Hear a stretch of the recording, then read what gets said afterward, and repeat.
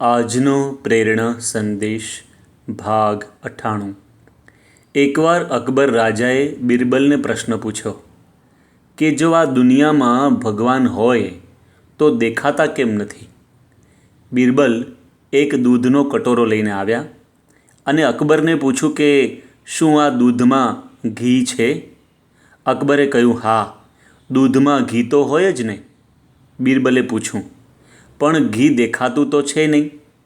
અકબરે કહ્યું, એ તો દૂધમાંથી દહીં, દહીંમાંથી છાશ, છાશમાંથી માખણ અને પછી માખણમાંથી ઘી બને। આટલી બધી પ્રક્રિયા કરવી પડે પછી ઘી મળે।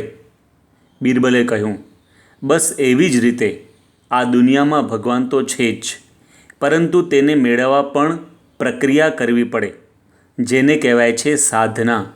સાધના એટલે ધર્મ નિયમમાં રહીને ભક્તિ વગેરે સાધનો કરવા પડે તો ભગવાનનો સાક્ષાત્કાર થાય, પરંતુ એમને એમ ન થાય। આ સાંભળી અકબરને આ વાત સ્પષ્ટપણે સમજાઈ ગઈ। આ દુનિયામાં કોઈ પણ ઈચ્છિત ફળની પ્રાપ્તિ માટે પણ સાધના તો કરવી જ પડે છે। એમને એમ કાંઈ મળતું નથી। ડૉક્ટર કે એન્જિનિયરની ડિગ્રી પ્રાપ્ત કરવા માટે જે મહેનત કરવી પડે છે તે પણ એક પ્રકારની સાધના જ છે ને। વિશ્વ પ્રસિદ્ધ સ્પોર્ટ્સમેન કે મ્યુઝિશિયન બનવા માટે પણ વર્ષો સુધી મહેનત એટલે કે સાધના કરવી પડતી હોય છે।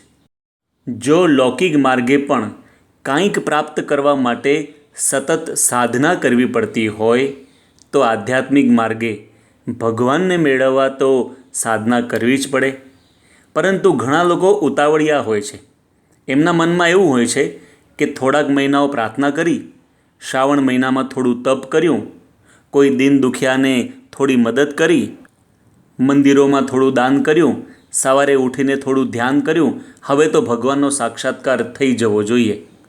પરંતુ ઉતાવળે આંબા ના પાકે એ કહેવત પ્રમાણે કોઈ વૃક્ષ પણ તરત ફળ આપતું નથી।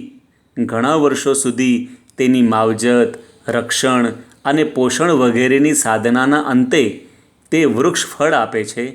તો ભગવાનના સાક્ષાત્કાર માટે તો કેટલી સાધના કરવી પડે, કારણ કે પ્રભુ પડ્યો છે ક્યાં રસ્તામાં, નથી મળતો એ કાંઈ સસ્તામાં, એમ કીર્તનમાં પણ આપણે ગાઈએ છીએ।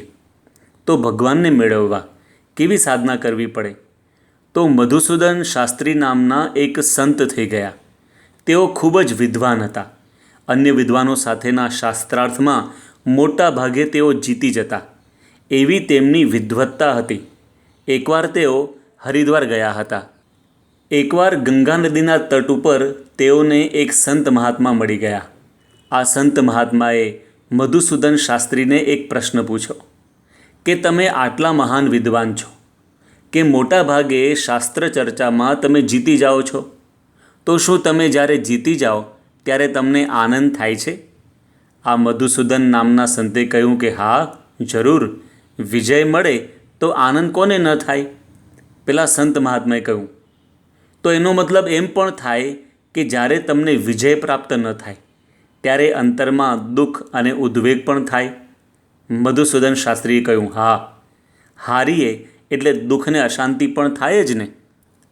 ત્યારે પેલા સંત મહાત્માએ કહ્યું કે તમને જીતવાથી આનંદ મળે છે અને હારવાથી અશાંતિ મળે છે, તેનું કારણ છે તમારો અહંકાર। અને અહંકાર હોય એટલે બીજા સ્વભાવો પણ હોય, માટે તમે જ્યારે સ્વભાવોથી મુક્ત થશો ત્યારે તમારો આનંદ કોઈ દિવસ ઓછો નહીં થાય।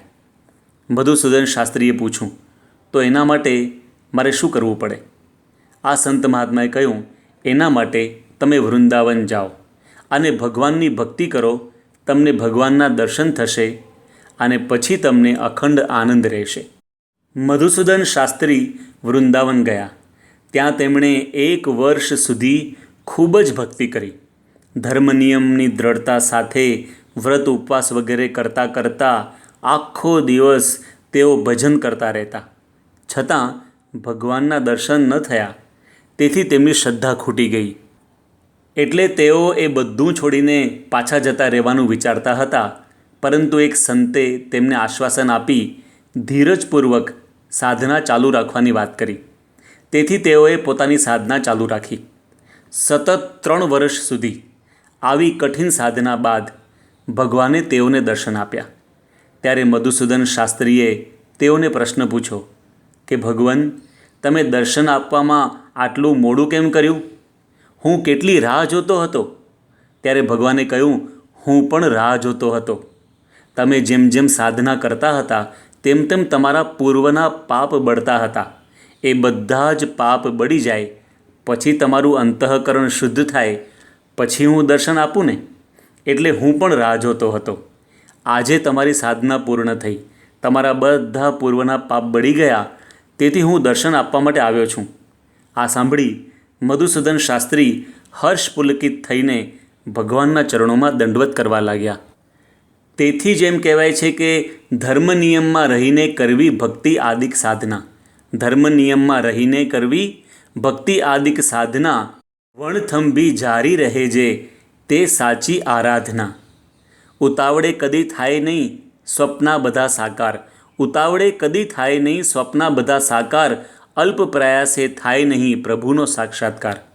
બ્રહ્મ સ્વરૂપ ભગતજી મહારાજ તો સ્વયં અનાદિના ભગવાનના સાક્ષાત્કારવાળા સત્પુરુષ હતા. છતાં આપણને સૌને શીખવવા માટે તેઓએ પણ 9 વર્ષ સુધી ગુરુ ગુણાતીતાનંદ સ્વામીની આજ્ઞા પ્રમાણે કઠિન સાધના કરી. ત્યારે તેઓને ભગવાન સ્વામિનારાયણનો સાક્ષાત્કાર થયો.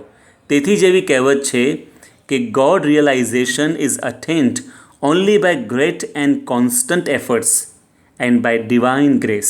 એટલે કે ભગવાનનો સાક્ષાત્કાર અથાગ અને સતત સાધના પછી ભગવાનની કૃપા થાય ત્યારે જ થાય છે. તો આપણે સૌ થોડીક ભક્તિ, થોડુંક તપ, થોડુંક દાન વગેરે થોડીક સાધનામાં થાકી ન જઈએ, પરંતુ સતત સાધના કરતા રહીએ તો આપણને પણ ચોક્કસ સફળતા મળશે જ. એ જ સંદેશ સાથે તેમજ આપના અને આપના સંબંધીઓના સ્વાસ્થ્ય સારા રહે એ જ પ્રાર્થના સહ જય સ્વામિનારાયણ.